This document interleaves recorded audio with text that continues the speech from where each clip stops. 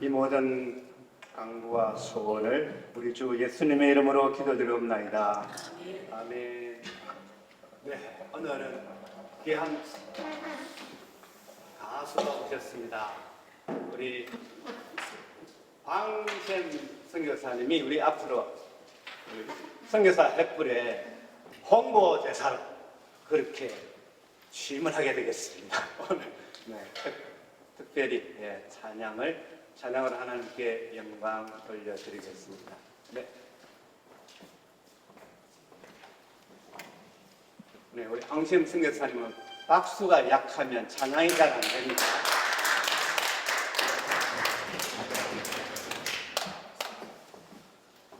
횃불의 홍보대사라니까 횃불 아리랑을 찬양하겠습니다.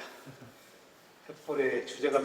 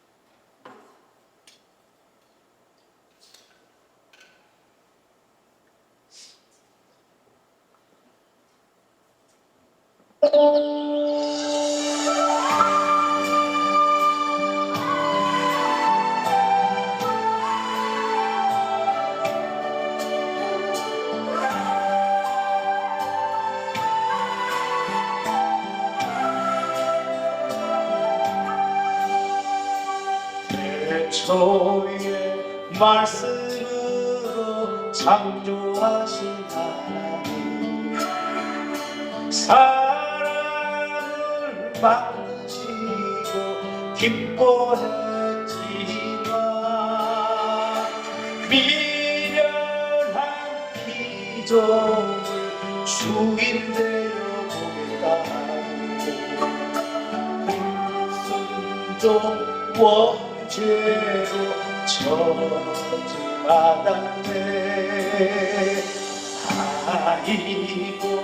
아이고 장래신이 생겼네. 이리로 만든 사람 거기 되리라. 남자는 힘들게 슬픈 일을 시달하고 여자는 고통 속에 애를 낳는다. 예하나님 마음 아파 예수님을 보내시고 누구든지 구원받을 기회 주셨네. 그러나 딱 큰 민족 복음 듣지 못하니 선교사들 부르셔서 일 맡기셨네. 한 달란트, 두 달란트, 다섯 달란트 주시고 충성하다 명령하셨네. 그러나 지금 우리 구원하고 있는가. 계산하신 주님께서 보신다네. 그런데 지금 어찌하고 있는가. 충만하신 주님께서 보신다네. 한 달란트 받았을지라도 충성하라며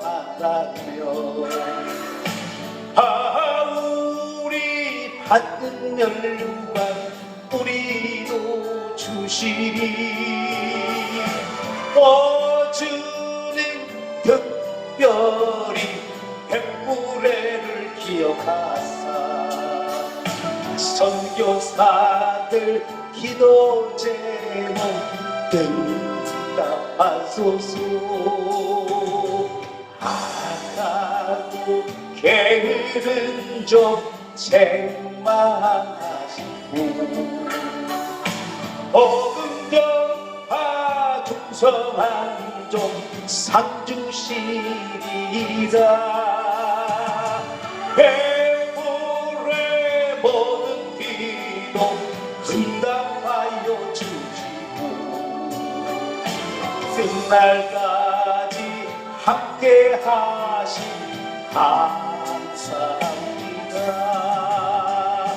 백불의 복음 사역 축복하여 주시고 끝날까지 동행하신 하나님이다.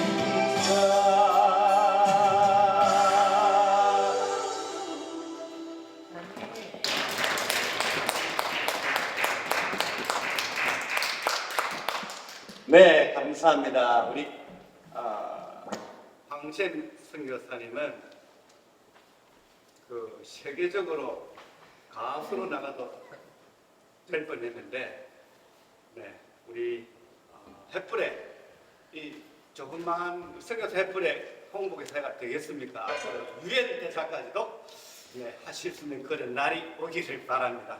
네, 이 시간 우리 강의하실 박승진 목사님 아주 귀한 분이십니다.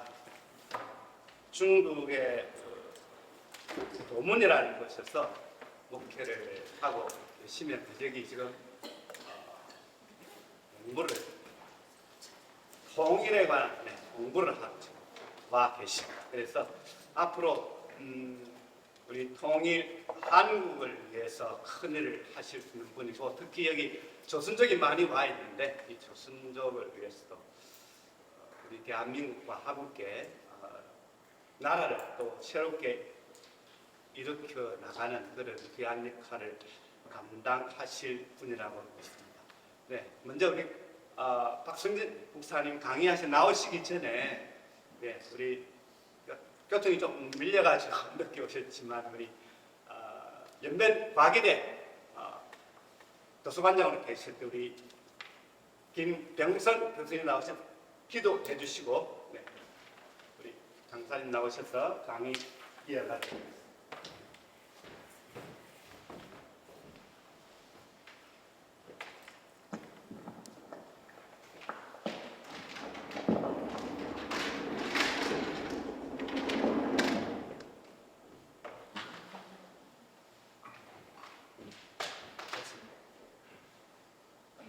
기도드리겠습니다.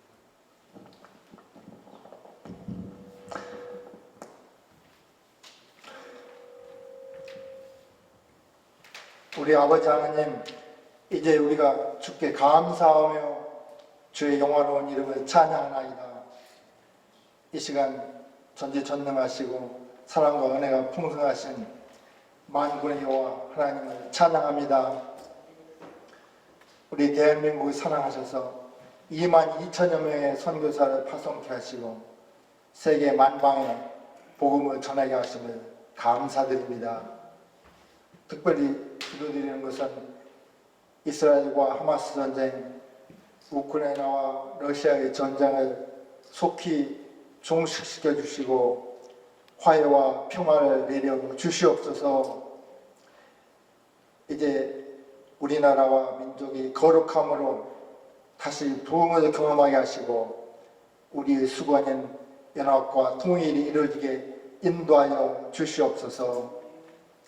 한국교회가 영적으로 부흥하고 성직자들이 성령 충만하고 구별된 삶을 살며 선교와 전도의 은사, 영분별과 섬김, 기도의 은사가 풍성하게 나타나게 하옵소서. 하나님께서 저희들을 복음 전한 선교사로 불러주심을 감사드립니다. 우리가 정체성을 가지고 기독교 세계관과 영적 전쟁에 능한 용사가 되어 정치, 경제, 교육, 문화, 예술 등 전 영역에서 가정과 사회를 변혁시키고 구원시키는 영향력 있는 영적 전쟁에 능한 군사와 용사로 세계 선교 비전을 이루는 데 사용하여 주시옵소서. 우리가 열방의 사탄의 권세를 깨뜨리고 이 땅에 하나님 나라가 임하도록 성령님의 능력과 권능과 예수 그리스도께서 우리에게 주신 하늘과 땅에 있는 모든 권세를 날마다 선포하고 선언하고 명령하는 왕의 기도를 사용하며 하나님의 뜻이 이 땅에서 우리를 통하여 이루어지게 하옵소서. 육신의 병과 선교 현장에서 마음의 상처와 갈등과 자녀 문제 또 경제 문제 등 여러 가지 어려움을 겪는 우리 선교사님들의 고민을 해결해 주시고 치료하여 주시옵소서. 특별히 주님 나라 확장과 선교사를 위해 후원해 주시는 횃불재단 이사장님과 원장님, 이름도 없이 헌신 수고하시는 간사님들 오히려 축복해 주시고 새 힘을 주시옵소서. 이 선교 횃불의 모임에 많은 선교사님과 헌신자들을 보내주셔서 부흥 성장하는 기도회가 되게 하여 주시옵소서. 오늘 통일 브랜드 제한조선족에 대한 말씀을 전하실 중국 도문교회 박성진 목사님에게 성령 충만, 말씀 충만하셔서 하나님께 영광을 돌리고 예배에 참석한 우리 모두가 크게 깨닫는 삶 예배가 되게 하여 주시기를 원하오며 모든 말씀을 예수 그리스도의 이름으로 간절히 기도드리옵나이다. 아멘.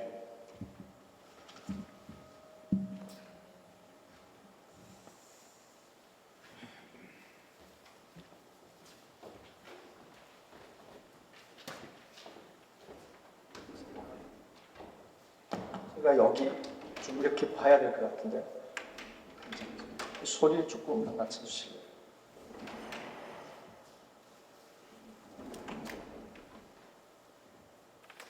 반갑습니다. 중국 도문교회를 올해 25년째 부임되어서 섬기고 있는 박성진 목사입니다. 중국에서는 저를 조선족이라고 그렇게 표현을 합니다. 한국에서는 저를 동포라고, 제중동포 이렇게 표현을 하시더라고요. 미국에 가니까 또 교포라고 이야기를 하고, 러시아에서는 저희들을 고려인이라고 그렇게 또 표현을 합니다. 북한을 가면 저를 조선 사람이다 이렇게 또 표현을 하죠. 참 많은 다양한 명칭을 갖고 있는, 그래서 우리들의 정체성에 대해서 늘 고민하고 좀 흔들리면서 살아오는, 또 살아가는 그런 존재들입니다. 코로나가 시작이 되어서 예배 중단이 한 3년 정도 되면서 하나님께서 저에게 또 한국에 와서 공부할 수 있는 기회를 주셔서 2년 전에 숭실대 사회학과 중에 통일지도자학과가 있습니다. 기독교 통일지도자학과에 박사과정으로 입학을 해서 올 8월 모든 학업을 마치고 지금 논문을 준비하고 있습니다. 제가 오늘 여러분들에게 먼저 우리 조선족들이 분포되어 있는 지역, 제가 또 살고 있는 지역에 대해서 잠깐 소개하고, 그리고 오늘 강의 주제 제한조선족들에 대해서 말씀을 나누려고 합니다.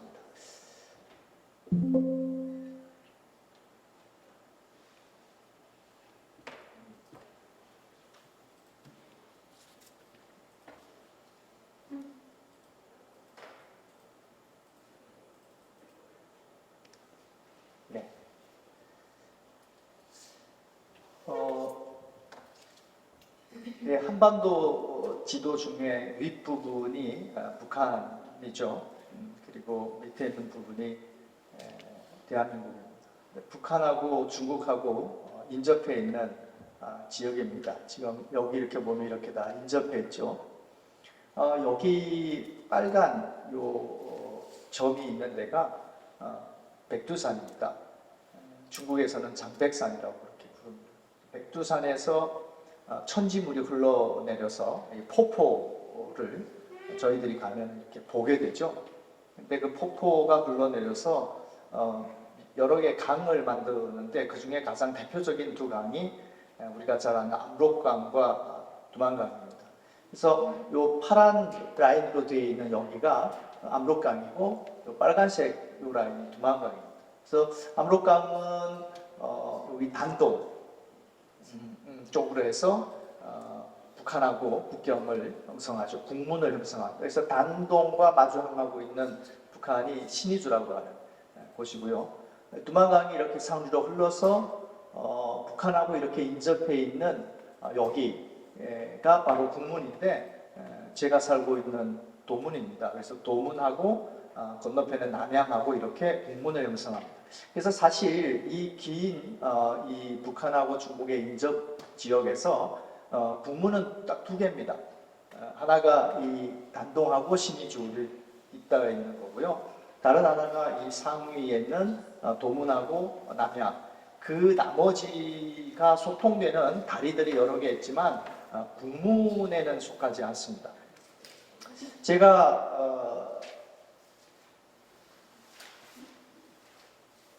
살고 있는 여기 도문에서 제가 태어났고요. 그리고 거기에서 예수를 믿고 또 신앙생활을 하고 거기에서 또 신학교를 가고 그렇게 98년도에 중국의 심양이죠. 한국에서는 그 지역을 봉천으로 예전에는 불렀는데 그 중국어 성경에서 한글 성경으로 번역된 지역이죠. 지금 봉천에 있는 동북신학교에서 신학을 하고 98년도 졸업을 해서 도문교회에 구입이 돼서 올해까지만 25년을 도문교회에서 사역을 해왔습니다. 저희 도문교회는 올해 100년은 넘었습니다. 왜냐하면 정확하게 언제 교회가 설립이 됐는지 아직 자료를 못 찾았는데 저희들이 보니까 한 1918년 정도 아마 교회가 세워졌던 것 같습니다. 그래서 저희 교회 역사적 자료를 찾으니까 가장 제가 이 사진으로 찾은 제일 오래된 사진은 이 첫 번째 사진입니다. 이게 1926년도의 사진인데 이때 저희 교회가 첫 도문교회 역사에서 건축을 하는 기공예배 현장입니다. 그래서 여기 중간에 계신 분이 감리교단의 제1대 감독회장이죠. 그때는 아마 감리사라고 불렀던 것 같아요. 양주삼 목사님이시라고 종교교회의 초창기 목사님이셨어요.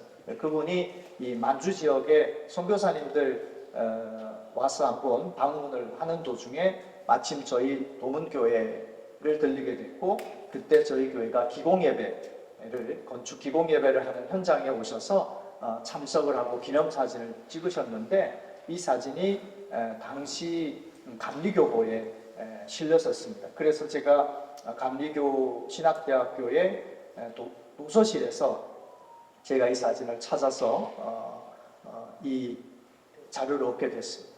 그리고 여기가 30년대 저희 도문교회 모습이고요. 여기가 40년대, 여기는 60년대 이렇게 시간을 지내다가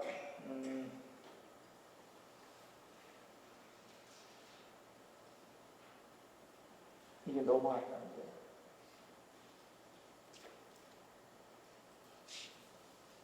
네.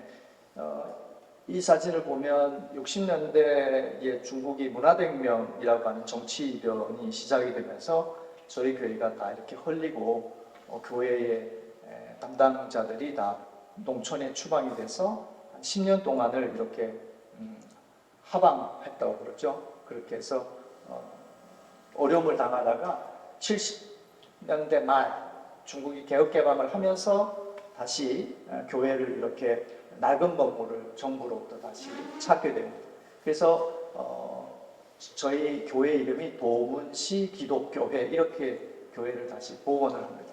그리고 요 중간에 계신 분이 제 전임자였는데 장로님이셨어요. 장로님으로 10년 동안 이렇게 농촌에 하방이 됐다가 다시 올라오셔서 그때 당시는 집사님으로 교회를 다시 시작을 하게 됩니다. 제 장님입니다. 그래서 나중에 제가 저희 집사람을 만나면서 교회를 나가게 됐고 또 신학교를 가게 되는 그런 케이스입니다. 이 교회가 문화대혁명 직후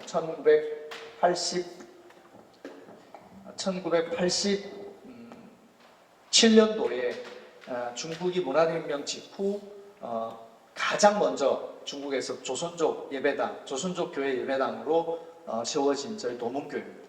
그러니까 88 올림픽 때 마무리를 해서 89년도에 이 건물에 입당을 하게 됩니다.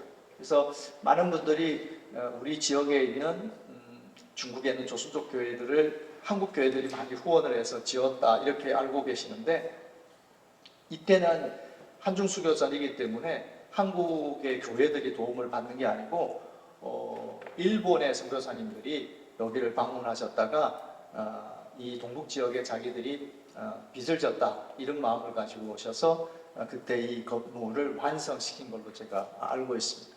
그래서 그때 당시에 이렇게 예배드리는 모습이었고, 그 다음 2000년, 그러니까 99년도, 제가 98년도에 노문교회 부임이 돼서 99년도에 원래 있던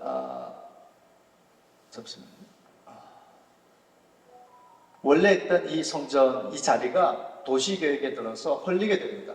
그리고 만 10년 만에, 그리고 99년도에 저희들이 여기에 이 건물에 입당을 했다가 10년이 지나서 제가 도문교회에서 사역을 시작할 때 하나님께서 다시 저희 교회에 건축을 하게 하십니다. 그래서 교회가 8년 동안 어렵게 교회를 건축해서 지금 저희 도문교회 모습입니다. 그래서 여기 교회는 지금 여러분들이 도문으로 오면 볼 수 있는, 저희 두만강에서 여기까지 도보로 한 3, 4분 거리 교회가 이렇게 있습니다.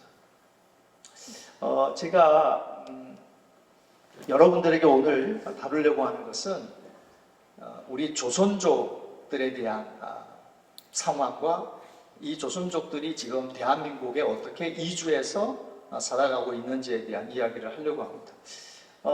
중국에 우리 조선족들이 그 한국에 지금 이주를 해오게 된 그 어떤 그 과거의 상황이 있습니다. 그러니까 제일 먼저 그 이주가 이렇게 시작되게 된 동기가 뭐냐면 88 올림픽 때문입니다. 그러니까 88 올림픽 전에는 저희 중국에 있는 조선족들이 대한민국에 대한 어떤 정보들이 거의 없었습니다.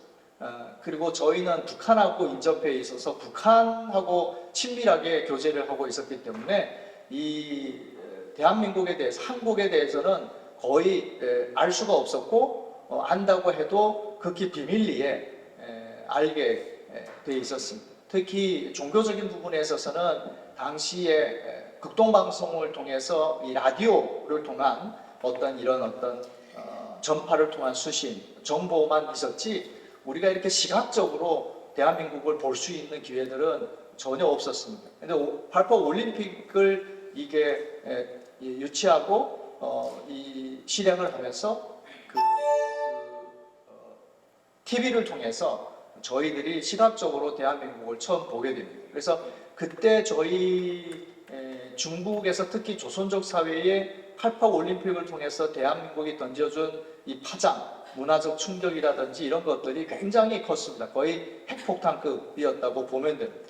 그렇게 돼서 소수의 조선족들이 친척 비자, 그러니까 여기에 혈육들이 있었지 않아요? 저도 할아버지가 여기 김천이 고향입니다.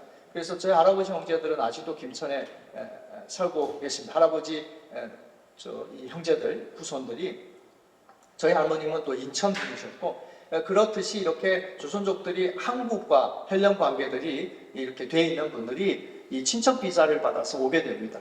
그분들이 대개 50대 중후반의 분들이었습니다. 그러면 지금 같은 상황에서는 50대 하면은 젊은 층으로 보고 있지만 이 80년대에는 50대면 늙은이들입니다. 그러니까 뭐 60에 환갑을 세고, 환갑이라는 얘기는 이제는 얼마 못 간다 이런 얘기인데, 그러다 보니까 연세 드신 분들이 와서 한국을 이렇게 방문을 했는데, 그분들이 이 대한민국을 조선족 사회에 홍보하는 첫 홍보인의 역할을 합니다. 근데 이 홍보가 어떤 홍보냐 하면은 그 뻥튀기 홍보입니다. 엄청나게 과장이 되어 있었습니다. 왜냐하면 이분들이 상상할 수 없었던 사회를 경험했기 때문에 이분들이 너무 이렇게 흥분을 해서 와가지고 대한민국에는 그냥 길바닥에 그냥 돈이 다 널려 있는 걸로 그렇게 이야기를 하게 됩니다. 그러면서 이 조선족 사회에서 갑자기 한국에 가면 부자가 된다라고 하는 하나의 어떤 정설이 아닌 정설이 이렇게 딱 만들어지고, 1992년 한중수교가 되면서 이주가 급격하게 상승세를 하게 됩니다.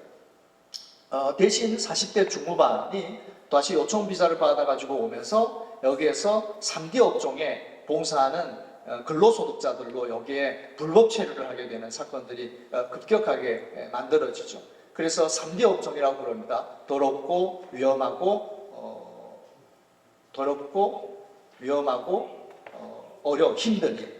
이 세 가지 업종에 이렇게 조선족들이 40대 아주마들을 중심으로 해서 엄청나게 많이 오게 됩니다. 그러다가 2003년 노무현 정부 시절에는 이주가 극대화하게 됩니다. 그러니까 여기 92년도 한중수교에서 2000년 월드컵 전까지는 한국에 비자 받는 게 너무너무 힘들었고요. 이 초창기 여기에는 그 비자 브로커들이 만들어져 있었습니다. 그래서 비자를 하나 받는데, 암거래를 하는데 한국 돈으로 2천만 원에서 3천만 원을 주고 옵니다. 근데 그게 엄청난 그 고리대를 빌려서 오거든요.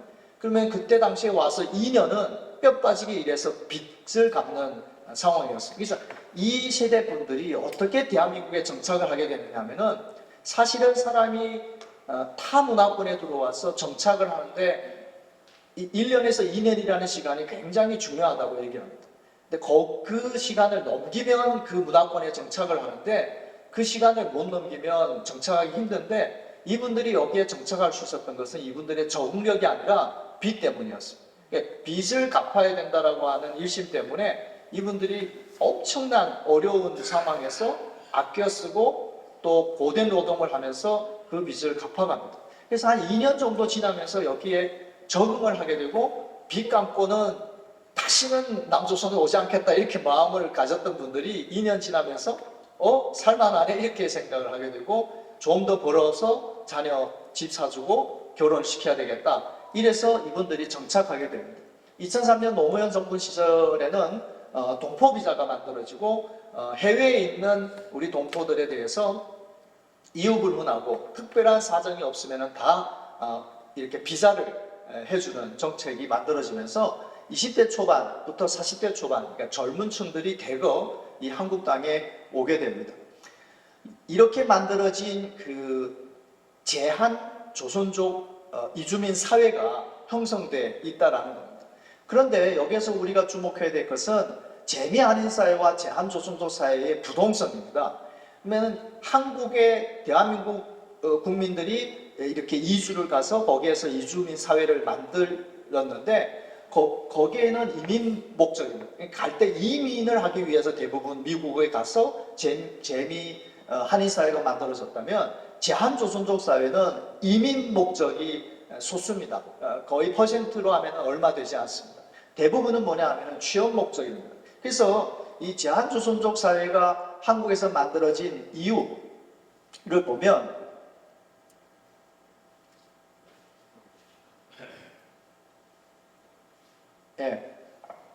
그냥 돈 때문입니다. 그러니까 여기에 와서 돈을 벌고 다시 고향으로 돌아가는 게 이분들이 이주를 형성하게 된 이 원초적 이 원인입니다.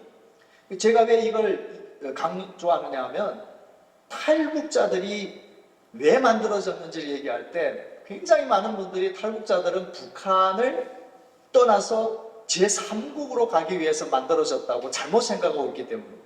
근데 탈북자들의 대부분은 고향을 버리고 나라를 버리고 중국에 이주를 하러 온 게 아니고, 중국이라고 하는 근접지대에 와서 양식이나 돈을 만들어서 다시 고향으로 돌아가기 위해서 나온 사람들이 대부분이라는 겁니다. 그래서 탈북자들이 북한 상황, 북한에 있는 전체적인 북한 시민들의 생각이나 방향이나 기준을 대변할 수가 없다라는 게 제가 여러분들에게 이야기해주고 싶은 부분입니다. 그렇게 이 제한조선족들이 이 대한민국 땅에 만들어졌는데요. 중국 안에 14억이 되는 중국 안에 조선족들의 수가 182만입니다. 그러니까 2018년도 통계입니다. 제가 어릴 때는 214만이었습니다. 근데 지금은 거의 20만 정도가 준 거죠. 20만도 더 되는 것 같아요. 거의 30만 정도가 준 것 같습니다.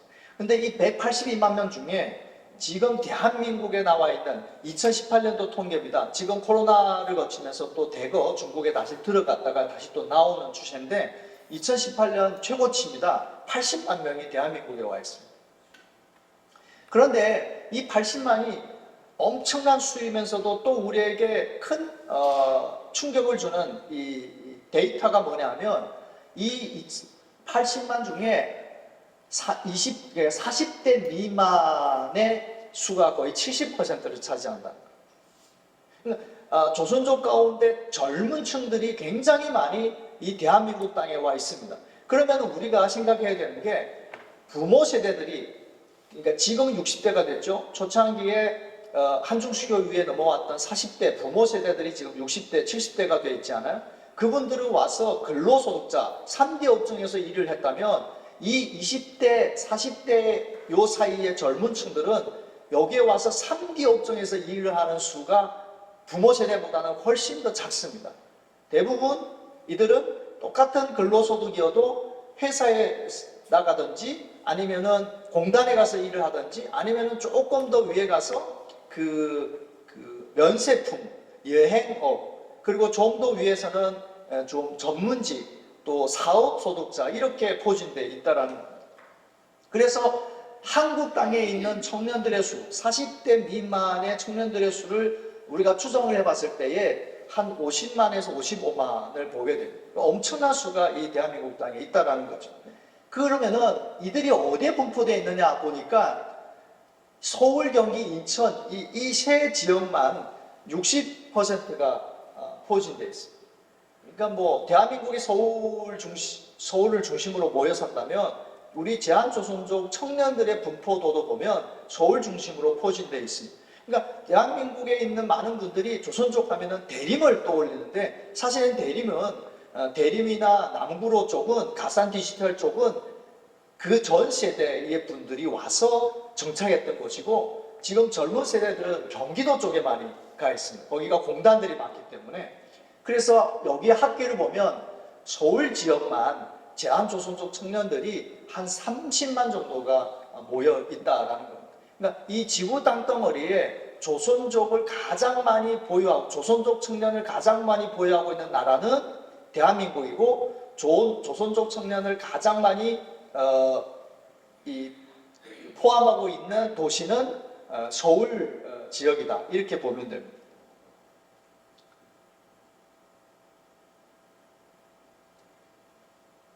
지금 이렇게 형성된 제한조선족 사회, 지금 우리 선교계에서 뭐 학계든 아니면 현장에서 하고 있는 단체든 공감되는 이 목소리가 뭐냐면 지금은 이주민 선교 시대가 열렸다라고 이야기를 합니다. 여기에서는 다 공감을 하고 있는 분위기입니다. 그 무슨 얘기냐면은 선교사들이 밖에 나가서 선교하던 시대보다는 지금은 이미 대한민국 땅에 전 세계가 다 들어와 있다 이렇게 얘기를 하죠. 그래서 한 나라를 다국적 국가로 보는 다문화권으로 보는 기준이 뭐냐면 국민수의 5%가 이상이 외국인일 때는 그 나라를 다문화 국가로 봅니다. 근데 지금 대한민국이 그렇게 계산을 하면 260만 정도가 외국인이면 다문화 국가로 볼 수 있는데 지금 200만이 넘었습니다. 그러니까 4%가 넘었습니다. 그러면 이제 곧 다문화 국가가 되는데 이 이주민에 있어서 대부분 사역들의 이 프리핑을 보면 뭐 몽고, 뭐 파키스탄, 뭐 이런 동남아, 베트남 뭐 이렇게 얘기를 하는데 이 230만 정도가 되는 이 외국인들 가운데서 반이 중국인입니다. 그러니까 110만이 넘는 수가 중국 국적을 갖고 있는 사람들입니다. 그 중국 국적을 가진 사람들 중에서 거의 80만이 조선족이라고 합니다. 그러니까 이주민 사역에서 가장 큰 이 영역이 사실은 조선족입니다. 그런데 실제 상황이 뭐냐 하면 한국 사회에서 중요한 집단 공동체를 이미 형성을 했고 제한 외국인 공동체 중에서 가장 방대한 공동체임에도 불구하고 이 그 변화, 그러니까 조선족, 제한조선족 이주민 사회의 변화에 한국 사회, 특히는 한국 교회들이 인지도와 이해도가 너무 빈약하다는 거예요. 방대한 대상들인데 예를 들어서 아까도 얘기했지만 부모 세대는 노동력 중심의 3대 업종이었는데 지금 젊은 세대들은 이 영역이 향상되어 있고 또 넓어졌습니다. 그래서 이제는 사업 소득자들이 생겨나고 거기에서 성공한 또 소수들은 불로소득까지 갈 수 있는 어떤 형태를 구성하고 있다는 겁니다. 결과를 봤을 때에 대한민국 이주의 이 과정을 겪으면서 우리 조선족들이 굉장히 수준적으로 향상이 되어 있고요. 의식적으로 발전이 되어 있습니다. 근데 동시에 우리에게 어떤 문제가 또 발생하느냐 하면 정체성이 또 한 번 여기에 와서 흔들리는 겁니다. 정체성이 흔들린다는 것은 분명한 방향성을 잃어버린다는 거죠. 그러니까 이런 겁니다. 중국에서 사는데 중국 여권을 갖고 있죠. 파스포르트는 중국 국적을 갖고 있는데 또 오리지널 중국 사람은 아니잖아. 우리가 쓰는 언어 또 우리가 이어왔던 전통 이런 것들이 중국과는 전혀 다르지 않아요. 생김새도 다르고 그러면 우리는 북한하고 인접했을 때는 북한이라고 하는 데가 우리의 모국이고 조국인 줄 알았는데 대한민국이 등장을 하면서 저게 또 절반이 있네 이렇게 된 거죠. 그러면 당연히 저희들이 대한민국을 방문할 때 대한민국에 대한 기대감이 굉장히 컸지 않아요. 그러니까 저희가 대한민국 정부나 대한민국 사회가 우리에게 엄청난 잘못을 해서 우리가 실망하는 게 아니에요. 사실은 대한민국 덕분 때문에 조선족 사회가 굉장히 중국 안에서도 교육 수준이나 또 삶의 질이 월등하죠. 소수민족 가운데서 탑입니다. 그런데 왜 우리가 큰 상처나 이 갈등과 이런 것들을 갖느냐 하면 기대가 붙기 때문에. 제가 이 대한민국을 99년도에 처음 방문을 했는데 제가 방문을 할 때 이 출입국 관리를 감당하신 분이 저한테 계속 물었어요. 왜 왔느냐? 그 질문이 첫 번째 질문이었어요. 왜 왔느냐 이 질문이었어요. 저는 내가 할아버지 고향을 와본다는 굉장한 그 감동이 있어서 왔는데 자꾸 왜 왔느냐고 물으니까 내가 어떤 느낌이 들었냐면은 내가 오지 말아야 될 곳을 온 존재구나. 절대 내가 오는 걸 반기지 않는구나. 이런 걸 굉장히 많이 받았어요. 좀 서운한 생각들이 생겼죠. 근데 왜 그러냐 하면 제가 대한민국만 다녀보면 제가 잘 모르는데 제가 대한민국을 오기 전에 북한을 자주 다녔잖아요. 저는 어릴 때 또 저희 부모는 또 가족들이 형제들이 또 북한에 살아요. 그러니까 외가편은 다 북한 쪽에 있고 저희 친가편은 또 한국에 있으니까 한국을 방문하기 전에 북한을 계속 다녔잖아요. 북한을 가면 사실 한국보다 출입국 그 심사가 훨씬 더 살벌합니다. 군인들이 하기 때문에 그러니까 인상을 딱 쓰고 군복을 입고 하니까 살벌한데 재밌는 게 뭐냐면 모든 심사를 거치고 나서 입국 도장을 찍어줄 때 북한의 군인들이 뭐라고 얘기하냐면은 조국에 온 것을 환영합니다. 이렇게 얘기를 해요. 네. 그래서 제가 예전에 한번 한국에서 집회를 하면서 그런 얘기를 했어요. 좀 정치하는 분들이 여기 계시면 다 묻고 마지막 입국 도장을 찍어줄 때 그냥 조국에 온 걸 환영한다고 한 번만 아니면 모국이라고 표현해도 되고 그러면 얼마나 좋겠습니까? 이런 얘기를 했던 기억이 있습니다. 그러다 보니까 이 한국 땅에 들어와서 처음에는 우리 조선족들이, 특히 조선족 청년들은요, 한국 사람이 되려고 정말 무지 애를 썼어요. 제가 그걸 어떻게 발견할 수 있었냐면은, 예전에 이렇게 인천공항에 내리면 서울 들어올 때 그 공항 리무진 버스를 타고 들어와요. 그러면 그 버스 안에 우리 조선족 청년들이 이렇게 앉아 있잖아요. 그러면은 도착을 했다고 친구들이나 지인들한테 전화를 하잖아요. 핸드폰으로. 그러면은요, 억지로 서울말을 써요. 예, 하여튼 최선을 다해서 서울말을 써요. 누가 들어도 서울말이 아니지만 어쨌든 서울말을 해요. 그게 굉장히 보편화되어 있었습니다. 근데 2005년을 계기로 놀랍게도요, 그게 바뀝니다. 리무진 버스를 딱 타면은요, 일부러 우리가 쓰는 연변말을 씁니다. 그게 뭐냐 하면, 우리가 한국인이 되려고 애를 썼는데, 아무리 애를 써도 한국이 우리를 받아주지 않는다는 현실을 이제는 인정하는 겁니다. 그래서 한국인으로 대한민국에서 사는 것보다는 그냥 제한조선족으로 대한민국 땅에서 자기들의 문화권을 만들어서 살 수밖에 없는 현실이 되어버렸어요. 그래서 지금 여러분들이 대림이나 구로나 디지털, 가상 디지털 단지 여기뿐만 아니고 안산이라든지 정왕이라든지 부천이라든지 부평이라든지 이런 지역에 가면 그 동네 자체 문화권이 한국 문화가 아닙니다. 그러면 중국 문화냐? 중국 문화도 아닙니다. 독특한 우리 조선족 문화로 이렇게 딱 만들어져 있습니다. 음식이라든지 여러 가지 어떤 형태들을 보면은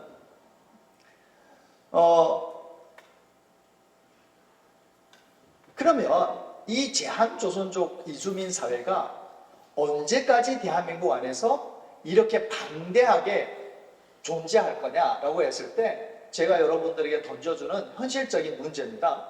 그게 뭐냐면 현재 한국 수입을 가지고 중국에서 호강하는 시대가 끝났다는 겁니다. 제가 아까 말씀드렸잖아요. 왜 한국에 왔느냐? 우리 조선족들이 돈 벌러 왔잖아요. 그러면 무슨 얘기냐 하면은 돈을 벌 수 있었을 때는 한국 땅에 남아있지만 이 벌어지는 돈이 우리가 기존의 부모 세대들처럼 여기에서 돈을 받아서 중국에 보내면 중국에서 그것이 큰 가치가 있어서 집도 사고 결혼도 시키고 이러면은 계속 남아있는데 지금은 한국에서 번 돈이 중국에 가도 큰 돈이 되지 않는다는 중국의 물가가 계속해서 올라가 있고 거기에도 수입이 올라가고 있기 때문입니다. 그러니까 지금은 뭐냐 하면은 한국이 큰 수익을 낼 수 있는 나라이기 때문에 이들이 남아있는 건 아닙니다. 그러면 우리 말대로 하면 여기 있는 게 그렇게 큰 도움이 되지 않으면 떠나야 되는데도 여기에 남아있는 건 진퇴양난이기 때문입니다. 그러니까 더 좋은, 대한민국보다 더 좋은 수입을 낼 수 있는 또 다른 삼국, 또 다른 삼지대가 없기 때문입니다. 그러면은 양자택일을 해야 되는데 그나마 다시 중국에 돌아갈 거냐 여기에 있을 거냐라고 봤을 때에 대한민국이 현재 중국보다 뛰어난 게 뭐냐면은 문화적 수준입니다. 특히 자녀 교육이라든지 이런 부분들이 중국보다 훨씬 더 뛰어나기 때문에 이들은 여기에서 한국인들처럼 그냥 살고 있지만 한 다리는 여기를 딛고 있지만 한 다리는 언제든지 떠날 수 있는 가능성이 있는 존재들이라는 겁니다. 그러면 제가 여러분들에게 말씀드리고 싶은 게 뭐냐면 이 제한조선족 사회가 만들어진 이 물고, 왜 제한 이주민 사회가 이 안에서 조선족을 통해 만들어졌느냐고 하는 그 결정적인 물꼬가 뭐냐면 한중수교입니다. 한중수교라는 사건이 조선족들이 대한민국 땅에 대거 물려오게 되는 첫 물꼬의 역할을 했습니다. 그러면은 저는 우리 조선족들에게 또 한 번의 이런 물꼬의 역할의 시대가 온다라고 봅니다. 그게 언제나 하면 북한 개방이라는 거예요. 그러니까 북한이 개방을 하게 되면 그때는 우리 조선족들이 이 한국 땅보다 훨씬 더 많은 기회가 생깁니다.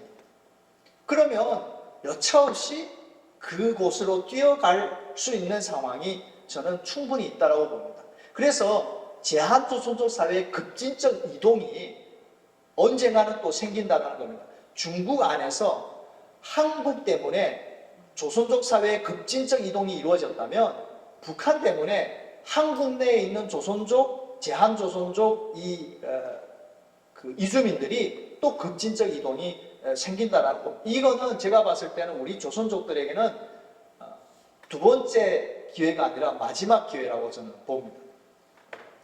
수입을 목적으로 구성된 제한조선족 사회는 수입을 이유로 한국을 떠나는 사태에 발생할 수 있는 가능성은 충분하다라고 그렇게 본다는 겁니다. 그럼 대안이 뭐냐라는 겁니다. 우리가 지금 이야기하고 싶은 건 그겁니다. 지금 조선족들이 어떻게 움직이느냐를 계속 이야기한 이유는 결국 저는 우리 민족의 통일 때문이라고 봅니다. 우리가 통일을 이야기할 때 평화통일이라는 단어가 가장 화두에 있다가 이 코로나 시대가 끝나면서 그것이 기독교 안에서는 복음통일이라는 단어로 교체가 됩니다. 왜냐하면 평화보다 더 큰 게 복음이기 때문이죠. 또 우리 기독교 입장에서는 평화를 담고 있으니까.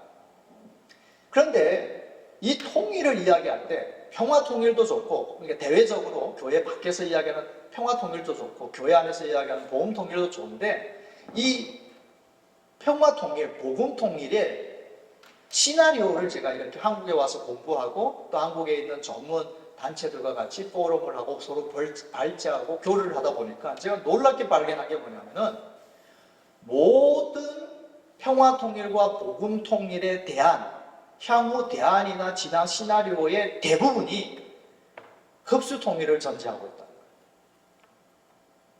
그게 뭐냐면은 통일의 주도권이 대한민국에 있다라는 전제에서만 가능한 이야기들을 계속 한다는 거. 예를 들어 이런 거죠. 이제 북한이 개방을 하면 한국에 있는 교회들이 다 가가지고 지역에다가 교회를 짓습니다. 이런 거. 또 이제 북한이 문을 열면 한국 기업들이 가가지고 거기에 가서 공장들을 세워서 지사를 세워서 북한 경제를 살려냅니다. 또 교회에서 이렇게 많이 신학생들이 졸업해서 갈 곳이 없는데 북한이 이제 북한하고 이렇게 통일이 되면 이 신학생들이 다 가서 거기에 가서 교회에서 사역을 감당합니다. 이런 이야기를 계속 하는데, 저는 제 3자의 객관적 입장에서 봤을 때 이 흡수통일이라는 단어, 그러니까 한국이 주도하고 한국에 의해서 북한이 좌우되는 흡수통일의 가능성은 모든 통일의 가능성에 있어서 현 시점에서는 가장 미약하다라고 봅니다. 불가능하다는 표현을 못하겠습니다. 왜냐하면 모든 가능성은 다 열려있기 때문인데요. 그런데 가장 미약한데 가장 방대한 대안을 거기에다 집중시키고 있는 건 지혜롭지는 못하다라고 저는 생각을 합니다. 여러 가지 다양성들이 있죠. 그럼 왜 이렇게 대한민국이 흡수통일을 전제로 한 대한민국이 주도하는 남북통일을 계속해서 고집하고 있을까 생각해 보니까 굉장히 간단합니다. 대한민국 국민들이나 우리 한국교회 성도님들이 우월주의에 빠져있기 때문에. 뭐냐면은 우리가 북한보다 월등하게 우월하기 때문에 내가 당신들을 주도하는 건 당신들에게 좋은 것이고 바른 것이고 옳은 것이다 라고 하는 이미 자기 최면에 다 빠져있다라는 제가 표현을 할 수밖에 없어요. 그러니까 그게 강한 거죠. 왜 그러냐 하면 평화통일이든 복음통일이든 통일에 대한민국 사람들이 가지고 있는 생각의 이 결과가 뭐냐면 한국화된 북한입니다. 그게 대한민국이 바라는 통일의 결론입니다. 그럼 제가 그런 이야기를 합니다. 그러면 그걸 가능케 한다고 했을 때 좋다는 거예요. 한국화된 북한, 한국이 주도하는 남북 통일을 우리가 원한다면, 그러면 그걸 가장 잘 만들 수 있는 사람은 누굴까? 저는 우리 조선족밖에 없다고. 그러니까 한국 분들이 북한에 들어가서 북한을 한국화 만드는 건 흡수 통일을 해야 되는데 그 가능성이 미흡하다면 가서 한국 분들이 주체해서 북한을 한국화시키지 못한다고 했을 때 한국인들을 대신해서 가서 한국화를 만들 수 있는 유일한 존재가 저는 제한조선족들이라고. 그것도 청년들. 왜 그러냐? 아까도 얘기했죠. 왜 제한이 한국에 있는 조선족 청년들이 중국에 못 들어가고 진퇴양난으로 있느냐? 아까 얘기했죠. 대한민국이 가지고 있는 문화적 수준이라고요. 그러니까 여러분들 연기를 가보셨는지 모르겠지만 이제 대표기도 하신 분도 과기대에 계셔서 연변에서 연길의 변화를 아마 피부로 다 경험을 하셨을 거예요. 그러니까 연변을 가면, 특히 연길이라는 도시를 가면 중국 문화권이 절대 아닙니다. 그러면은 우리 조선족 자치주인데 이 조선족 자치주의 문화를 형성하고 있는 그 문화의 이 후방, 그걸 좌우하는 이 키워드가 대한민국에 있어요. 그래서 대한민국 문화가 그냥 연변의 문화와 같이 간다고 보면 됩니다. 예전에는 이 텀이 있었습니다. 몇 년 뒤에 그게 왔는데 이제는 하루에 직항 비행기가 3번 뜹니다. 하루에 인천에서 연길까지. 그러니까 이 문화가 동시적으로 형성이 됩니다. 연길의 인구가 50만이 좀 넘습니다. 50만이 좀 넘는데 전문 카페가요 2,000개가 넘습니다. 그리고 한국 평수로 500평이 넘는 카페가 꽤 됩니다. 그리고 거기에서 움직여지는 이 문화의 어떤 그 흐름들이 한국 고대로 가고 있다는 거죠. 그래서 저는 조선족들이 이제 북한이 개방을 했을 때 들어가서 거기에서 만들어지는 여러 가지 포지션들을 통해서 무엇을 만들어내느냐면 저는 한국 문화를 만들어낸다라고 봅니다.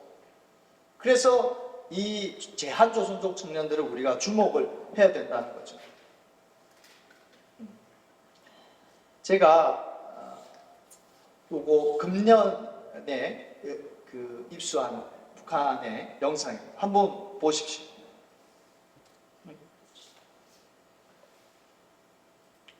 어떻게 해요? 영상? 네, 걸려.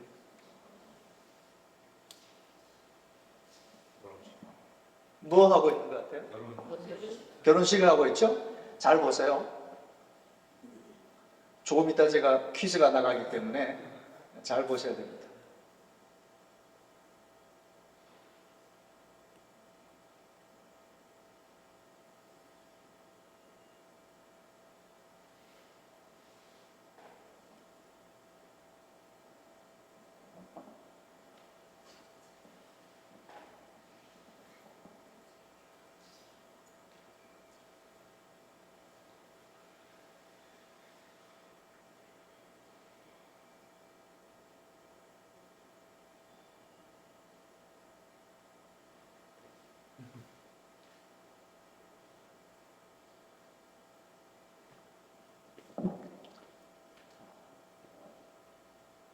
네.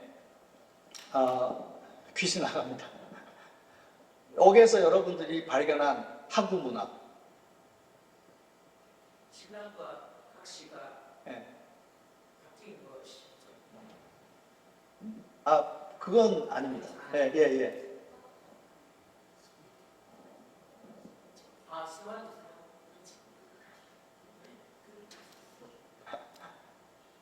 뭐 발견하신 게 있어요? 오케이. 그러니까 이게 뭐냐면 개량 한복입니다. 여러분 북한에서는 이런 한복을 입지 않습니다. 그러니까 이게 불과 몇 년 전만 해도 이런 한복은 절대 입지 않았습니다. 근데 지금은 개량 한복을 입고 결혼을 해요. 그러면 이 개량 한복이 어디서 들어갔을까요? 한국에서요? 한국에서 절대 들어가지 않죠. 저 연변에서 들어간 겁니다. 예. 그러니까 북한 시장의 90%는 중국 상품입니다. 그런데 중국 상품 중에 상당히 많은 이 조선인들이 좋아하는 문화권의 내용물들은 다 연변에서 들어갑니다. 뭐 이복이라든지 이런 것들이, 그럼 이런 디자인들이 다 연변에 널려 있습니다. 근데 이게 만약 연변이 없었다면 절대 저기 못 들어가면 여기는 그러면 사상 문제가 걸리죠. 한복이기 때문에. 근데 저건 지금 조선족 한복입니다. 중국에서 갖고 들어간 거죠. 그러면 저 개량 한복을 조선족들이 만들어냈을까요? 아니라는 거죠. 여기에서 하나 사다가 중국에다 보내면 조선족들이 그걸 갖고 본을 따서 그걸 한복을 만들어내잖아요. 그래서 그 연변에 있는 조선족 사회의 개량 한복이 저렇게 만들어지잖아요. 그런 거예요. 두 번째는 뭐냐면은 마지막에 촬영을 할 때 앞에 있었던 여성들이 욕을 하고 있습니다. 예. 그러니까 여러분들이 이런 어떤 영상 하나를 볼 때 이 안에서 엄청난 것을 여러분들이 얻을 수가 있는 겁니다. 그러니까 요거는 북한이 만들어낸 게 아닙니다. 이거는 꼭 해외에 있는 분들의 문화입니다. 특히 우리 한국인들 또 우리 조선족들이 이렇게 같이 어울리면서 이걸 다 공유를 한 거죠. 그러니까 한국에서도 우리가 사진 찍을 때 꼭 이거 하지 않아요. 네, 이거. 그 다음 우리만 하는 거예요, 이거. 이거 여러분 외국에 나가 보세요. 이렇게 할 때 이런 거 하는 건 거의 다 한국 사람들입니다. 딱 모여갖고. 근데 이런 문화들이 어떻게 저기까지 갔을까? 저들이 뭐 드라마를 보고 이걸 배웠을까? 그렇지 않나요? 그러니까 자연스럽게 중간지대가 있었다는데 그 중간지대가 연변이라는 거죠. 조선족 사회라는 거죠. 그렇게 만들어진 겁니다.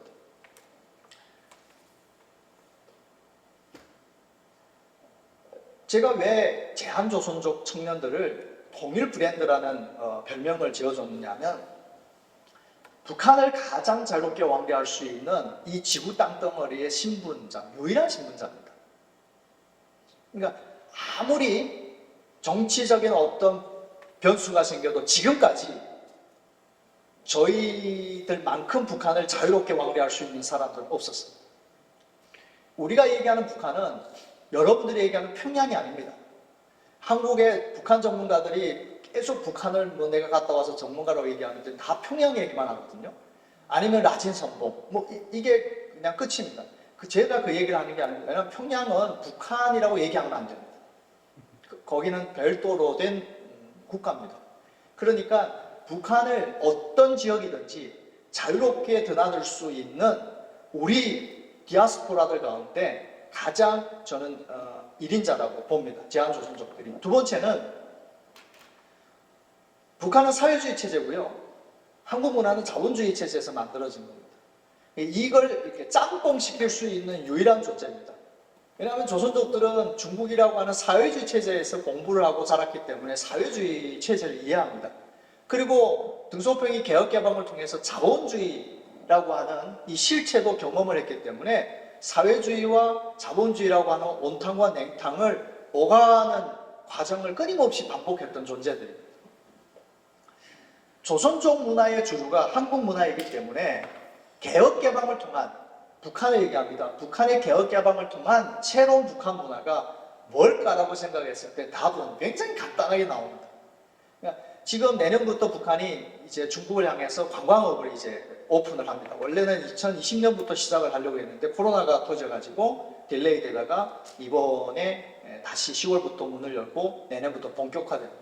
그러면 이들이 연 관광 개방은요, 관광업을 통한 개방은요, 누구를 상대했냐면 중국인을 상대했어요. 그러니까 중국이 정부가 지금 북한에다가 1년에 300만 명을 약속을 했어요. 그러면 정부가 300만 명을 약속하면 500만, 600만이 간단히 얘기거든요. 엄청난 이제 관광객들이 몰려가면 거기에서 만들어지는 엄청난 새로운 문화들이 만들어집니다. 그건 우리가 생각하는 것처럼 한국의 발전사를 통해서 뭐 호떡집이 만들어지고 그 다음 또 빵집 만들어지고 그리고 햄버거집이 들어오고 이런 과정 다방에 뭐 맥심 커피를 먹다가 뭐 이렇게 원두 커피로 가고 이런 게 아니고 그냥 문을 열면 지금 바로 맥도날드가 들어가고 스타벅스가 들어가고 이런 거죠. 그러니까 이게 뭐냐 하면은 과정이 없이 그냥 지금과 평행선을 이루는 문화권이 만들어진다는 거죠. 그렇게 되면 북한의 이러한 문화를 만들어가는 핵심 주체들이 저는 조선족들이라고 봐요. 이제 조선족들이 가서 그걸 만들게 될 거라는 겁니다. 그런데 그거죠. 지금 한국에서 많은 경우에 북한 선교를 얘기하면 다 모여가지고 주님 제가 여기 있사오니 저를 보내소서 이렇게 얘기하는데 제가 거기 가서 참물을 꼈죠. 그런 거 하지 말라. 왜냐하면 갈 사람들이 많으니까 여러분들이 간다 해놓고 안 가는 경우가 많아요. 왜냐하면 현실이 오면 그게 그렇게 안 되거든요. 근데 이미 가겠다고 스탠바이 한 사람들이 너무 많은데 이분들이 중요한 건 복음으로 무장이 된다면 복음 통일의 사명을 감당할 수 있는데 그래서 복음으로 무장이 되면 금상첨화라는 거죠. 그러면 북한의 선교를 보내려고 누구를 보낼까를 고민하는 게 아니고 저 갈 사람들을 어떻게 복음으로 무장을 시킬까를 고민하고 그 사역을 감당하는 게 저는 대한민국 특히 교회의 사명이라고 보는데 문제는 뭐냐 하면 이 한국에 있는 제한조선족 특히 청년들의 복음화율이 1% 미만이다. 여러분 놀라지 말아야 되는 게 대한민국 청년들의 복음화율이 3%입니다. 그러면은 제한조선족이 1%면은 작은 수는 아니다 이렇게도 위로받을 수 있지만 저는 그렇게 생각하지 않습니다. 사실 어찌 보면 대한민국 청년들보다 제한조선족 청년들은 복음을 받아들일 수 있는 토양이 훨씬 더 좋았습니다. 근데 그 시기들을 놓친 거죠. 그래서 저들을 어떻게 우리가 복음으로 무장시키고 저들이 이제 일상 우리가 얘기하는 사업 일터 사역자로 북한을 갔을 때 거기에서 복음으로 살아내게 할까를 우리들이 고민을 해야 된다.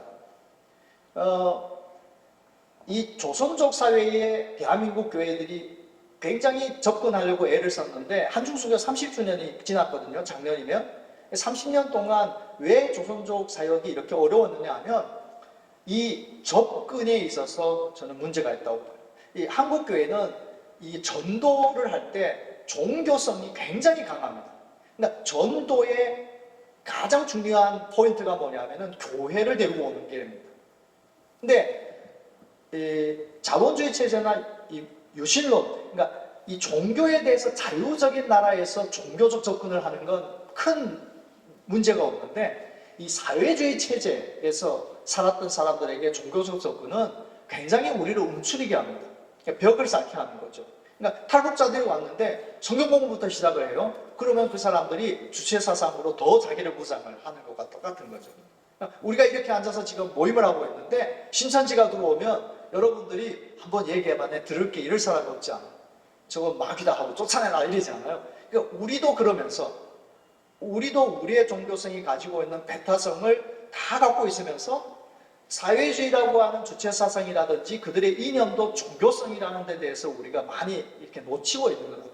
그러다 보니까 그냥 바로 종교를 가지고 접근을 하니까 딱 몸을 움츠리는 겁니다. 그래서 저는 이 북한 선교든지 사회주의 체제 선교에 있어서는 선문화 후복음이라는 표현을 쓰고 싶어요. 그래서 예수님이 하나님이신데 인간이 되셨다는 것은 예수님이 먼저 인간이라고 하는 우리의 문화를 옷 입고 오셨잖아요. 그리고 우리하고 친구가 되어지고 친구가 되어서 하나님의 나라를 이야기하죠. 그렇게 복음이 만들어지잖아요. 그래서 저는 먼저 이 통일이라는 단어는 굉장히 정치적이고 양극화되어 있는 것을 하나로 만드는 거기 때문에 멀어 보여요. 그래서 저는 통일이라는 단어 전에 지금 우리가 세대별로 통일에 대한 이념이 다 달라요. 정의도 다 다르고. 그래서 저는 통일이라는 단어 전에 우리가 무슨 단어를 사용하면 좋으냐면은 통합이라는 단어를 사용하는 게 좋아요. 통합. 통합이라고 하는 것은 모든 걸 초월할 수 있어요. 일단은 친구가 되고 만나는 거예요. 그래서 이 한국에 있는 제한조선족 청년들도 여러분들이 접근을 할 때 종교적 접근보다는 통합적 개념에서 친구가 되어지고 그들의 가족과 같은 관계를 형성하는 게 중요하다고 보는 거죠. 여러분 한번 이 영상 하나 더 보시죠. 이거 한번 클릭해 주실래요?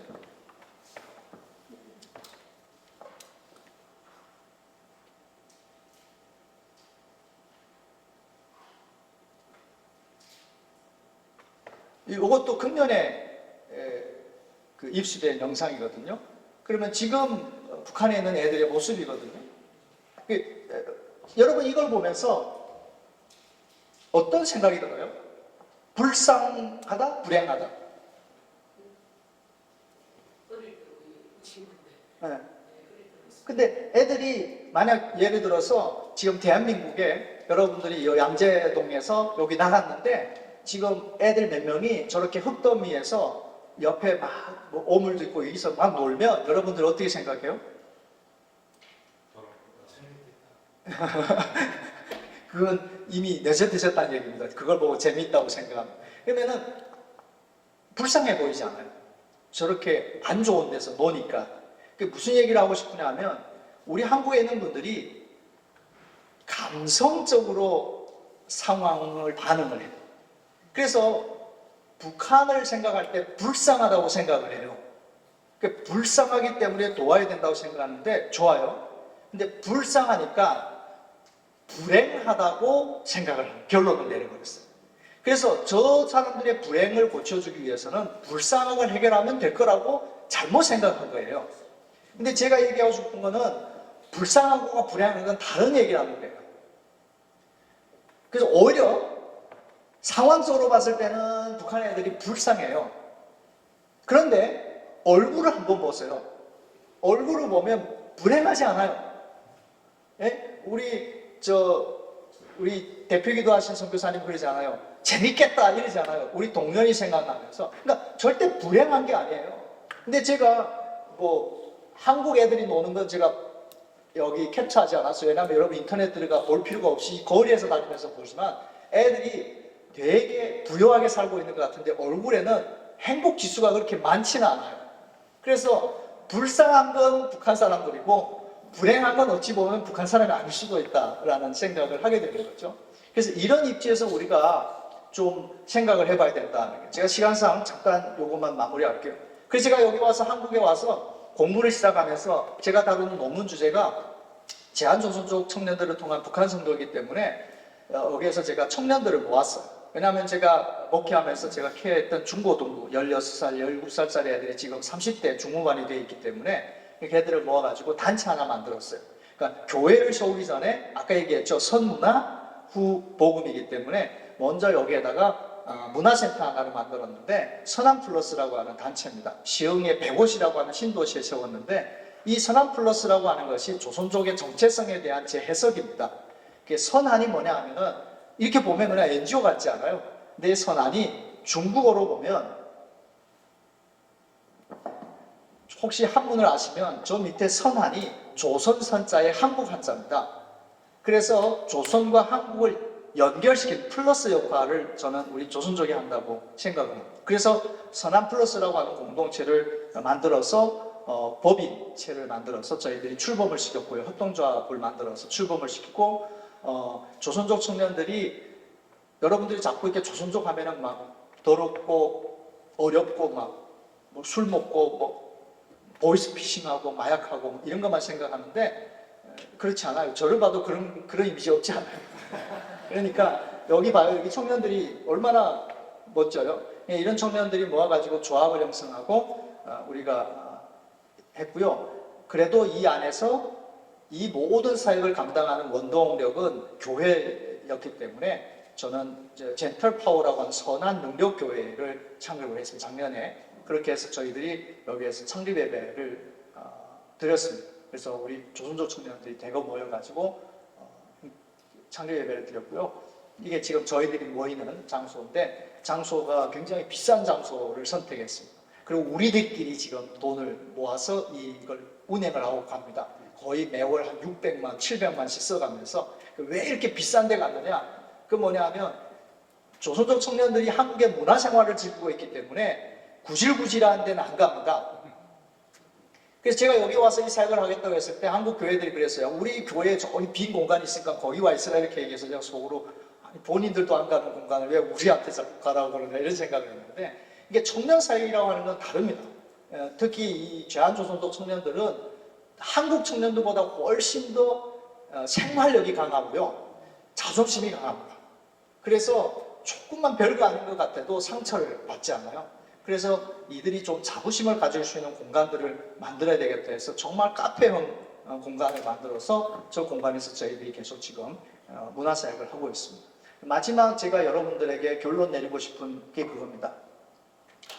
여러분들이 이 조선족들을 볼 때 이 조선족을 통해서 여러 가지 일들을 하는데 협력을 해주세요. 그 경제적인 지원은 굉장히 중요한 부분입니다. 근데 이걸 어떻게 보면 되냐면은 통일의 조기 투자라고 보면 됩니다. 예를 들어 이런 거예요. 애들이 뒷모습을 보면 12살 정도가 되는데 북한에 가면 실제 나이를 확인하면 18살이에요. 성인이에요. 왜 그러냐면 영양실조로 인해서 기형적 발육을 하고 있잖아요. 그러면은 개들의 영양실조는 뭐냐 하면 비타민이 아닙니다. 그냥 하루 한 끼를 제대로 못 먹는 거잖아요. 그런데 지금 그걸 방치해두면 지금은 한 끼를 먹여주기 위해서 우리가 한 끼당 1,000원을 헌금한다든지 2,000원을 헌금하면 해결되는 문제를 놔두면 기형적으로 발육한 애들이 결혼을 해서 기형적인 애를 낳아요.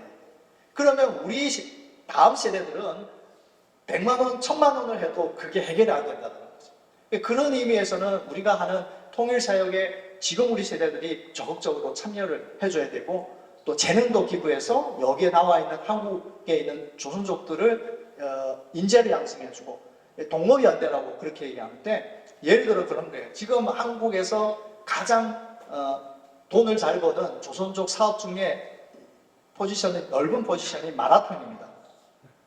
그러니까 마라탕을 모르면 이미 라떼 시대들입니다. 그래서 마라탕은 요즘 한국의 20대들한테는 거의 10대, 20대들은 거의 환장을 합니다. 근데 그 주인들이 수천 개 마라탕 집이 있는데 주인들이 거의 대부분이 다 조선족들입니다. 체인을 200개씩 갖고 있는 사장들도 있습니다. 상장 준비를 하는 사장들도 있는데 그들의 한계가 뭐냐면 이들이 마라탕을 보급시켜서 대한민국의 많은 사람들이 마라탕을 먹고 있지만 한국 시장을 진출을 못했어요. 대부분이 조선족들이 포진되어 있는 동네에서 사업을 확장시켜 갔다는 거죠.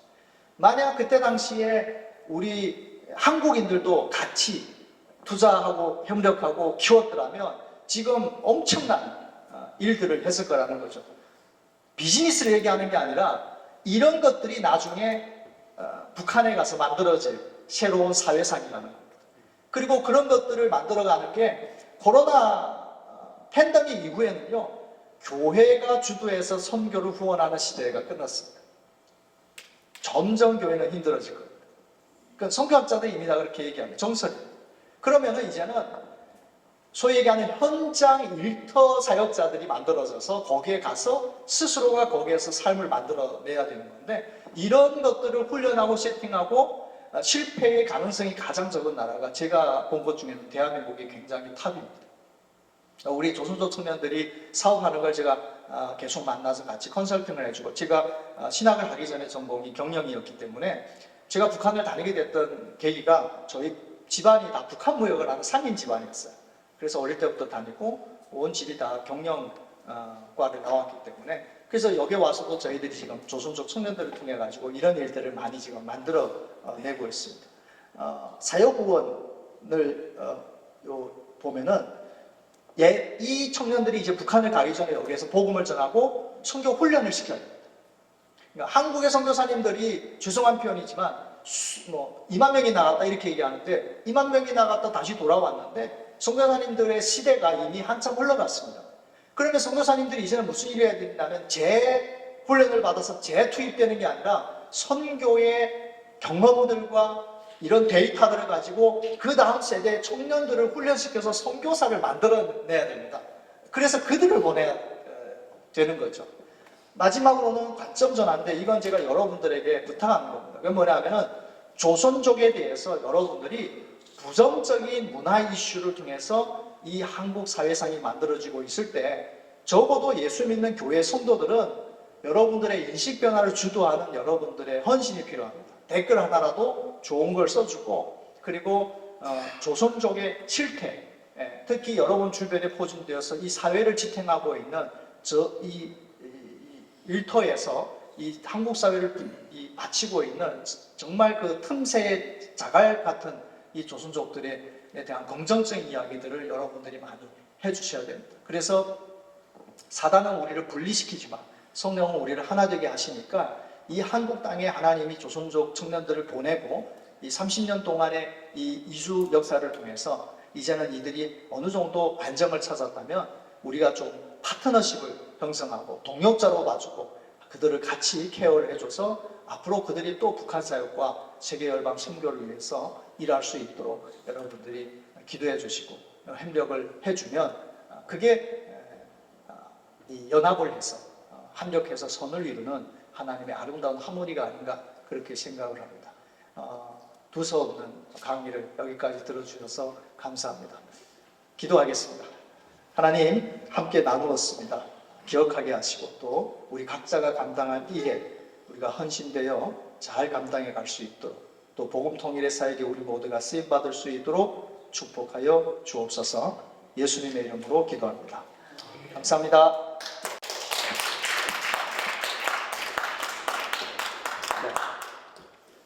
우리 박승진 목사님께서 통일 브랜드라는 그런 단어를 사용하시면서 우리 조순족이 앞으로 우리 통일 한국에서 얼마나 중요한 역할을 할 것인가를 우리에게 잘 정리해서 말씀 주셔서 감사합니다.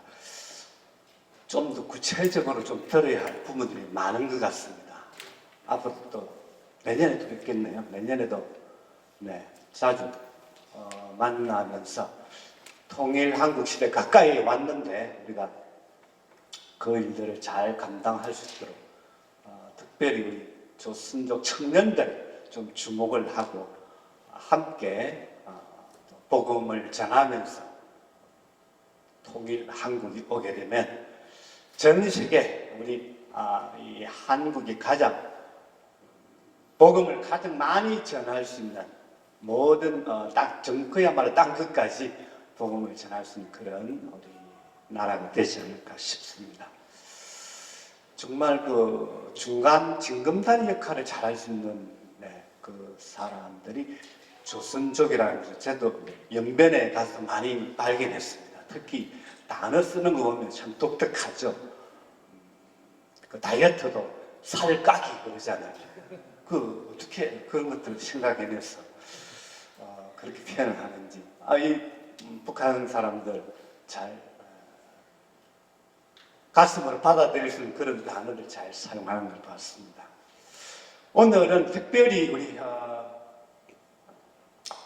지금까지 함께 우리 모임을 이렇게 걷다가 헤어져야 하는 그런 상황이 왔는데 우리 모임을 음향을 담당해 주고 있던 윤여권 형제, 패스포트입니다. 패스포트. 윤여권 형제가 떠나는 마당에 이렇게 우리 선교사님과 함께 찬양으로 영광을 돌리고 그렇게 떠나고 싶어 합니다. 앞으로 이 찬양 쪽으로 갈 거니까 오늘 잘 보시고 나중에 사인 받아놓으세요. 앞으로 뜰 것 같아요.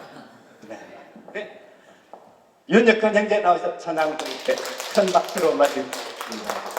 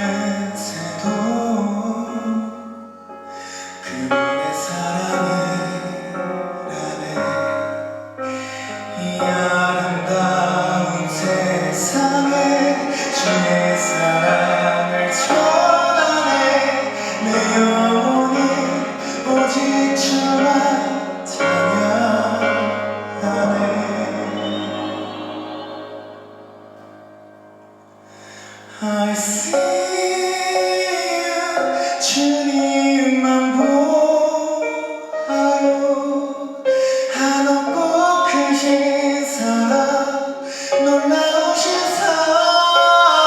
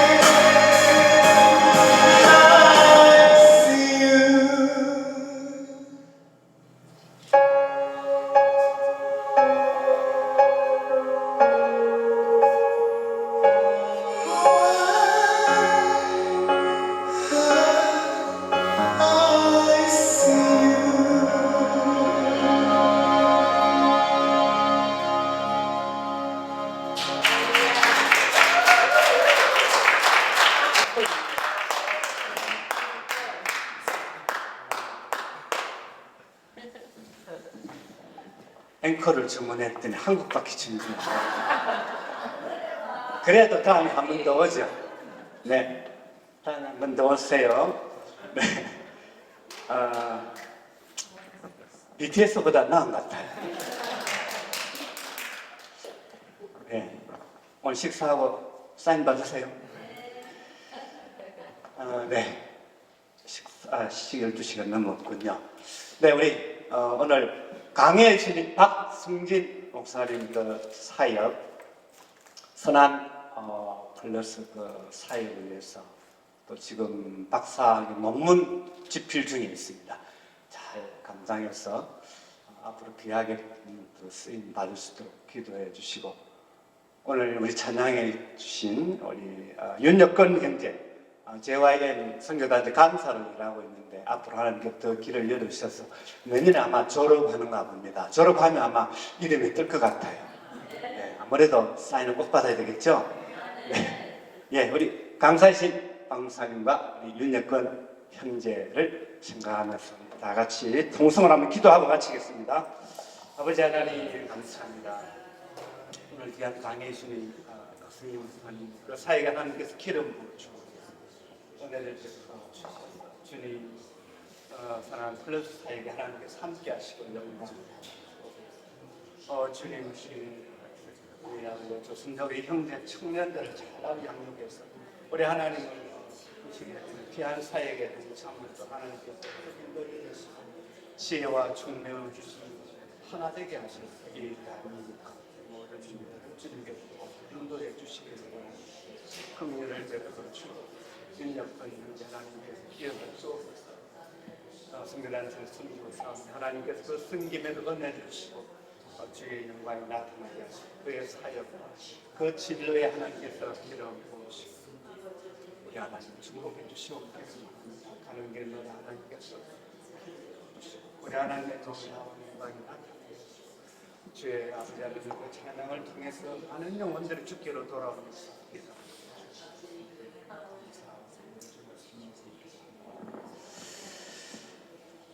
사랑하는 주님 감사합니다. 오늘 이렇게 귀한 목사님, 박승영 목사님 보내주셔서 우리 주님 안에서 어떻게 이 통일 한국을 바라보며 우리 조선족 특별히 청년들과 함께 뜻을 같이 하며 복음으로 이 나라를 세워나갈 것인지 귀한 메시지 주신 것 감사합니다.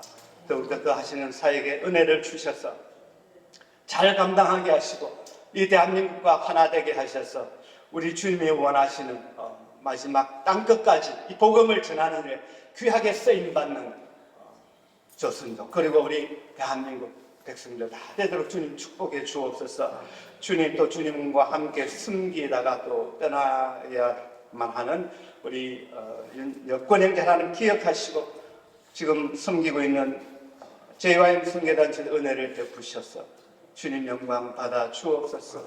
그의 은사를 하나님께서 또 불을 하게 하셔서 그 찬양으로 수많은 영혼들이 주께로 돌아오게 하시고 하나님을 알지 못하던 자들도 우리 주님 앞에 마음 문 열고 나올 수 있는 놀라운 찬양이 되도록 주님께서 성령으로 기름 부어 주옵소서. 오늘 남은 오후 시간에도 함께 하시고 주님 영광 받아 주옵소서. 감사하고 또 예수님 이름으로 기도드립니다.